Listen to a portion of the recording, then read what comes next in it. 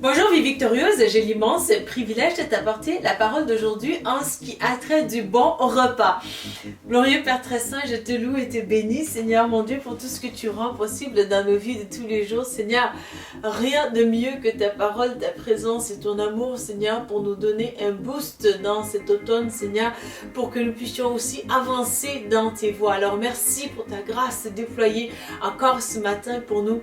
Glorieux Père très saint, tu es si merveilleux et si bon pour chacun d'entre nous.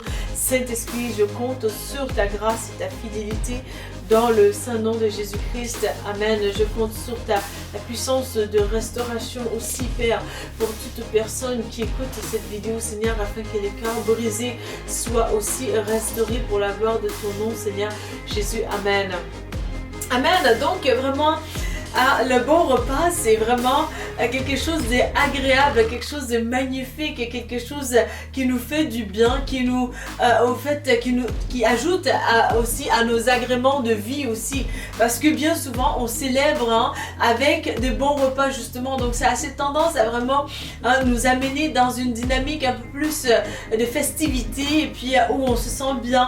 Donc, le repas, c'est aussi quelque chose que Dieu nous permet aussi de nous enregistrer d'eux, parce que ça fait partie des bonnes choses magnifiques que Dieu nous donne. Dans les Ecclésiastes aussi, il est fait mention vraiment de se réjouir avec des bons repas, de la bonne nourriture et tout. Donc moi, c'est un de mes passages vraiment préférés, parce que la nourriture, c'est quelque chose de magnifique que Dieu nous a donné, dont on doit aussi s'en réjouir en le mangeant justement. Donc, tout comme aussi dans la nourriture, nous faisons attention vraiment de quoi manger, quoi ne pas manger, ou parfois si on glisse un petit peu plus dans des choses qui ne sont pas, qui n'ont pas d'apport nutritionnel plus valorisante pour notre corps, on va tout simplement se le rappeler dans notre conscience. Notre conscience va nous le dicter, ou va nous dire vraiment tu as mangé trop de malbouffe ces temps-ci, fais attention, ou bien faites plus d'exercice, peut-être que tu as pris un peu plus de choses sucrées ces derniers temps, donc sors un peu plus pour faire un peu de sport, pour que au fait de ta transpiration, les mauvaises choses puissent sortir justement, pour que le physique se maintienne aussi en bonne forme.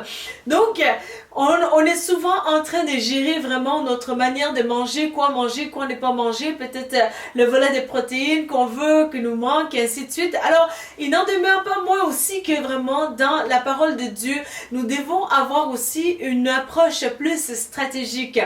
D'entrée de jeu, je veux te mettre à l'aise pour dire que vraiment l'entièreté de la parole de Dieu, elle est parfaite, et toute la parole de Dieu vraiment est magnifique pour nous instruire, pour nous faire du bien, pour nous soutenir justement. Donc elle est esprit et vie. Donc si toi tu veux vivre et que tu veux marcher dans la bonne spiritualité, ben alors tu as l'esprit qu'il faut, le bon esprit qu'il te faudrait télécharger en toi. Et aussi, tu as cette vie aussi que la parole de Dieu. Amen.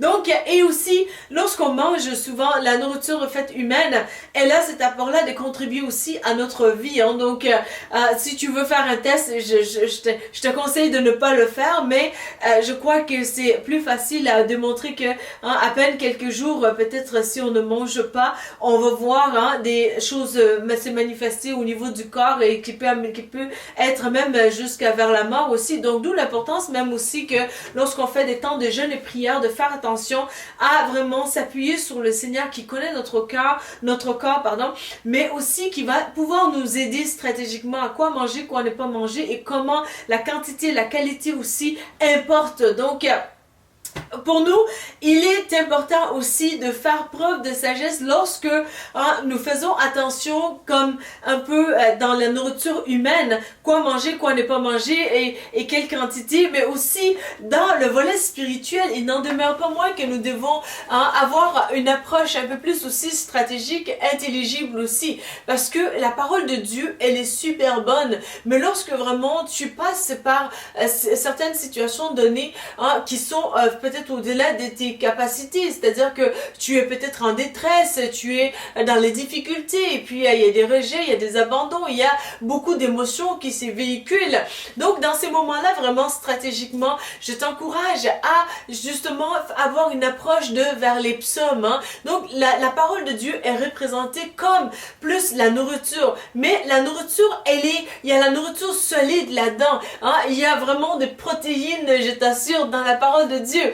Et il y a des moments aussi où vraiment on doit faire attention. Il y a certains régimes parce que lorsque vraiment on est peut-être rempli de la grâce, puis qu'on s'approche un peu plus peut-être de la prostitution de la grâce, c'est-à-dire que on fait des choses répétitivement et que vraiment on tombe dans les mêmes pièges des péchés encore. Donc il y a peut-être lieu aussi d'aller visiter les moments où vraiment Dieu va reprendre aussi son peuple des conséquences de péché justement. Donc quand tu vas voir dans les livres des prophètes un peu plus, Jérémie ainsi de suite, ça va te donner un peu plus de la nourriture solide justement pour ces situations-là. Donc lorsque vraiment aussi tu passes par des moments de culpabilité, de condamnation que tu es en train de combattre vraiment par rapport à des situations données, je te conseille que ce n'est pas le temps d'aller plonger ton regard vraiment dans les livres des juges où vraiment il y a des choses que le peuple de Dieu fait qui sont en horreur de Dieu justement. Donc il est important pour toi et moi vraiment de s'alimenter de la bonne manière spirituellement aussi. Donc je répète encore parce que c'est très important que pour toi de savoir que la Bible entière c'est la parole de Dieu, mais elle est parfaite. Donc elle est toute au complet parfaite. Mais Dieu dit aussi, mon peuple meurt par faute de connaissance.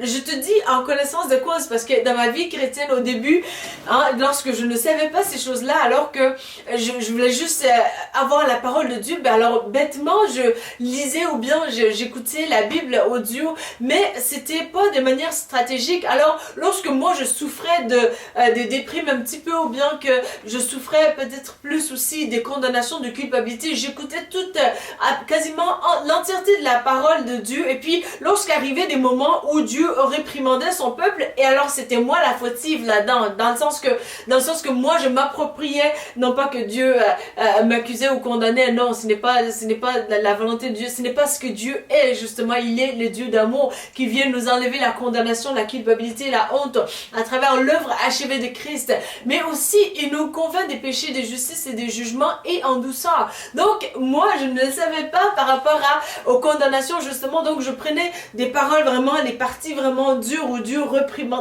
vraiment reprenait son peuple avec dureté. Et puis moi lorsque j'écoutais ça, je pleurais encore plus. Donc tu vois, ça s'ajoutait vraiment à ma détresse. Alors que vraiment dans les moments de détresse aussi, Dieu peut t'encourager vraiment par des psaumes, des psaumes doux, pas n'importe quel psaume. Même dans les psaumes tu peux trouver un repas complet là-dedans, je te garantis, parce que vois-tu, vers les psaumes 95 et 100 et plus, tu peux vraiment être dans l'adoration au Seigneur. Donc c'est comme un peu une espèce d'entrée, on entre dans la présence du Seigneur aussi, avec des remerciements, avec des louanges, avec l'adoration et tout. Donc le repas complet, le repas, la partie solide dans les psaumes aussi, ça peut être tout simplement les parties où le roi David justement il va commencer à se repentir vers les psaumes 50 et plus, donc ou vers les psaumes 70 où il y a justement l'espèce de confrontation par rapport au fait que pourquoi est-ce que tu peux voir que vraiment les gens qui font le mal s'en sortent, et que vraiment les gens qui font le bien sont méprisés et ainsi de suite. Tu peux voir la confrontation du cœur un peu plus, donc c'est quand même solide en soi comme repas spirituel. Également tu peux voir comme un peu plus le volet des desserts dans les psaumes justement, où je t'encourage à le faire lorsque tu vis par des temps de détresse vraiment difficiles. Donc, sois stratégique dans ta lecture dans ce sens-là. Alors, dans ces moments de souffrance, vraiment, le dessert, ça peut être plus vraiment, les psaumes 23, tu les lis et tu le médites là-dessus, tu dis, il restaure mon âme, et tu médites sur ce passage-là. Donc, ça te fait écho, ça vient rafraîchir, ça vient comme un peu guérir tes plaies, si on veut bien, dans ton âme. Alors c'est comme un peu un baume, un peu plus pour te cocooner. Donc sois stratégique vraiment. Et le psaume 27 aussi, un psaume magnifique, hein, qui s'apparente plus vers le dessert. Donc c'est des choses comme ça. Et puis voilà, les psaumes peut-être ça peut être un peu plus mitoyant, un peu plus pour dire j'ai besoin de sagesse, de comprendre comment agir au fait dans la vie éventuellement, mais c'est quand même pas aussi légère comme un peu au fait des psaumes qui remplis de promesses, comme un peu plus et d'encouragement et de douceur aussi, comme le psaume 23. Donc il y a lieu pour toi vraiment d'être encouragé dans ce sens-là, d'entreprendre une bonne hygiène aussi de repas, une bonne hygiène nutritionnelle, si on veut bien, vraiment dans ta approche avec la parole de Dieu. Donc encourage-toi. Et ce que je fais aussi qui m'aide beaucoup, je t'encourage, si tu veux le faire, vraiment à ce que tu regardes au psaume, vraiment lorsque tu lis les passages qui font écho à toi, les promesses de Dieu, que tu les soulignes. Et dans les moments plus creux de ta vie, c'est-à-dire souvent dans les moments des temps des fêtes où les gens passent par beaucoup de solitude, il y a beaucoup aussi de souffrance associée au fait de rejet, d'abandon, que tu n'as peut-être pas personne avec qui partager ton pain. Dans ces moments-là, vraiment aussi, médite sur ces passages que tu auras déjà travaillé dans le temps. Donc, ça va venir te booster, t'encourager vraiment. C'est comme des vitamines qui te soutiennent ton métabolisme pour que tu puisses aussi justement continuer. Alors, c'est important vraiment que tu puisses te nourrir de la bonne manière, parce que la parole de Dieu, comme la nourriture physique humaine qu'on mange aussi, c'est des choses qui nous soutiennent, qui vraiment travaillent à notre bien-être, tantôt notre esprit, notre cœur, notre aussi âme et notre corps. Le volet de la parole de Dieu, vraiment, ça englobe tous ces aspects-là. Tu te demandes peut-être, mais comment est-ce que ça peut vraiment bénéficier mon corps? Tout simplement, lorsque ton esprit est bien généré, ça se détend sur ton âme, et l'intelligence que ton âme reçoit aussi de ton esprit bien régénéré, ça fait en sorte que ton corps reçoit aussi des regains de bien-être, de paix, de douceur et de vraiment aussi de restauration complète aussi. Donc il est important pour toi vraiment de savoir t'abreuver de la parole de Dieu, de manger stratégiquement dans la parole de Dieu. Autant c'est une boisson parce que l'esprit est représenté un peu plus comme de l'eau aussi, mais autant aussi c'est la nourriture, comme Jésus il est représenté aussi dans Jean chapitre 1 justement comme étant aussi la parole qu'il est venu pour nous. Et Jésus va dire aussi plus tard son corps à lui, donc son corps est la vraie nourriture, son sang est la vraie boisson. Donc nous avons accès justement à tout ce dont nous avons besoin pour être enrichis dans notre corps et âme et esprit par la parole de Dieu. Donc voilà les stratégies du bon repas vraiment pour toi et moi. Et ne sois pas créatif vraiment, parce que notre Dieu est la solution à tous nos problèmes, même des problèmes qui sont à venir dans le futur. Donc d'où l'importance vraiment d'avoir un regard un peu plus serein. Par sa grâce et sa bonté, le Seigneur va venir te soutenir. Alors sois encouragé aujourd'hui mon frère, ma soeur.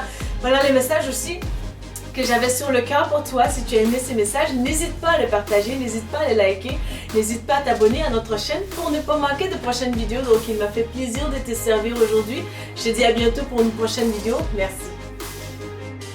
La Bible mentionne que si vous confessez Jésus-Christ comme Sauveur et Seigneur, que vous serez sauvés. Pour l'accepter, il vous suffit de dire ces mots avec moi. Seigneur Jésus, je te demande pardon pour mes péchés. Viens dans mon cœur. Je t'accepte comme mon Sauveur et mon Seigneur. Donne-moi ton Saint-Esprit et conduis-moi sur le chemin de la vie éternelle. Amen.